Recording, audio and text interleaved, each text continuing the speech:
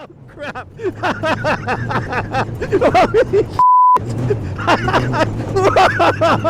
my god!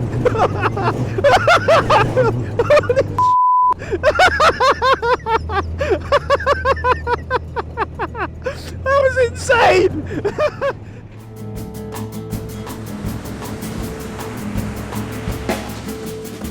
Mexico is an incredibly popular tourist destination, and if you want to holiday here, there are untold numbers of luxury resorts where you can be treated with the utmost care and comfort. But if you're the kind of person who, I don't know, likes to watch Carfection videos, you might want to come here and leave those hotels and go into the savage beauty that is the wilderness in Mexico and do something that's a little bit more fun.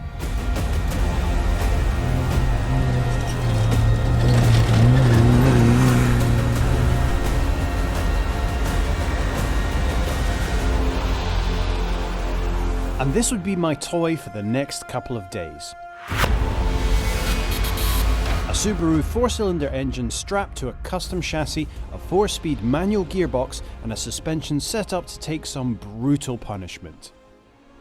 This thing has been built for one purpose and one purpose only: to take on the might of the Baja 1000, one of the most grueling endurance races in the world that takes in over 1,000 miles of wilderness down the Baja Peninsula in Mexico. And although I won't be taking on the whole route, I should be able to get a taste of the most epic race on earth. The team at Open Baja offer the opportunity to come and try your hand at some of the challenges the Mexican wilderness can throw at you and cater to all skill levels, but there is no hand-holding. After a quick demonstration from my unbelievably experienced guide, it was my turn to hop into the driver's seat and experience a side of Mexico the average tourist never gets to see. The strong 5-point harness and full face helmet you put on seem to contradict the fact that there is no windshield or real doors to speak of, but strapping yourself in and pulling away into the unknown gets the adrenaline pumping, and pretty quickly, after a few tentative miles, you can start to have some real fun. You say you put your foot down, 60 miles an hour in this thing feels more exciting than on the Autobahn at 160, I guarantee. The actual speed you're traveling at is immaterial. In fact, you have to look at the GPS to be able to tell. The fact is, you drive up to your skill level, your confidence, and it feels fast the moment you come out of second gear and put your foot down. The suspension is taking all of the bumps as much as it can out of the road, but you still feel everything. And that main communication is coming back through the suspension. You feel the car load up in the corners. You can feel how the traction is acting through that. And the experience is real. There is no fakery, there's no simulation of noise, simulation of experience. This is an actual connection between you, the car, and the road. There is no one else responsible for what happens than you. If something goes wrong, it's because you did it wrong. You are competing with nature. You are competing against yourself and enjoying the ride. I don't care what the speed is, and I'll tell you what, I'm too scared to look down to check, because half a second with your eyes off the road is the difference between making it round a corner and eating a tree. Now the car wants to be loose, it feels loose, but you have to use that to your advantage to come through the corner as you need. And you can drive this thing on the throttle, which is the most fun way to drive. Now on top of being able to control the car with the obvious things, the throttle, the steering, the brake, the gears, there's also the terrain, which is working with us as well. These ruts in the road here are guiding the car. It's as if the track itself knows where we want to go and sends us in that direction. Mexico is helping me drive. Mexico is my co-pilot. The steering is wonderfully light. It means that you're moving this car around, which has got some hefty weight, with the utmost of ease. In fact, if I was brave enough, I could do it with my fingertips. Not wise though, the bumps are sending the car not quite on the straight and narrow when I need it to, so utmost focus is required. In fact, talking to you right now is probably not the most advisable thing. But hey, someone has to tell you about it, right? This though was just beginner's terrain. To give me a sample of just how rough it can get out on the Baja, I was directed to a slightly more bumpy section of road.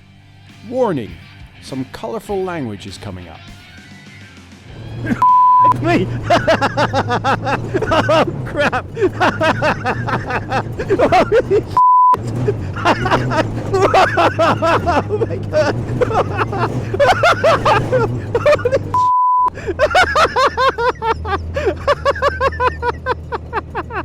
That was insane! Oh my word! I'm gonna feel that tomorrow. It's like I'm getting the absolute kicked out of me. Yes, I'm being expected to find a turning point and I select the appropriate gear. Now the terrain this thing can handle is quite quite varied. In fact, we haven't really encountered anything yet that it can't. Now we've gone from relatively rough territory to very rough territory, uneven, bumpy as hell, sandy as you like. Visibility's only one corner at best. But the car takes the punishment and you have the fun. The landscape was indeed brutal. It wasn't hard to imagine how one wrong move out here could be your last, and there was evidence dotted around to remind you of that fact. As much fun as it is, you need to remember that this environment is not made for the comfort of human beings. To survive here, you need to work at it. Getting the chance to experience this place though was amazing, and it was made clear to me that by a long shot I hadn't seen everything it had to offer yet. Beyond rough terrain and boulder-strewn passes, there was something else I needed to try my hand at, something a little harder to traverse, and it got a bit sandier too. With visibility dropping to zero, it was everything I could do not to lift off the gas, but stopping in this would mean getting stranded, so counter to every instinct in my body, I had to keep my foot down. We had the benefit of tackling this in the daytime, but the Baja 1000 doesn't stop at nightfall. Drivers are expected to be able to traverse these kinds of terrains in pitch black darkness. I could barely do it at midday. Although I struggled to make my way through the deep, loose sand, the car had all the tools it needed at its disposal to make it possible. And that's the point of these things. At less than 200 horsepower, there isn't boundless power, but everything has been assembled to take on the wide variety the full length of the Baja Peninsula can throw at you, and do so at speed. And the scenery is unbelievable. We're passing by a forest of cactus. Just as far as the eye can see in every direction. It's like something out of a Tex Avery cartoon.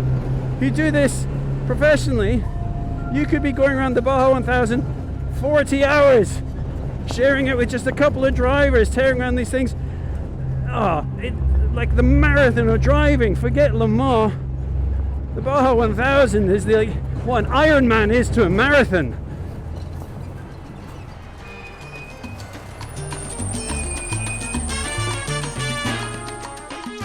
It was a mind-blowing day of driving, and nothing ties a day like that together better than a cold beer waiting for you at the end of it. Retiring at night to a lovely, relaxed environment still brings back all the memories from a rough day's driving, and you find yourself going over the experience over dinner with your travel companions, comparing experiences and letting the full extent of what you tackled that day sink in. It was only a brief snapshot of the amazing world of the Baja 1000 and only a short visit to Mexico, but I know I was leaving with an experience like no other.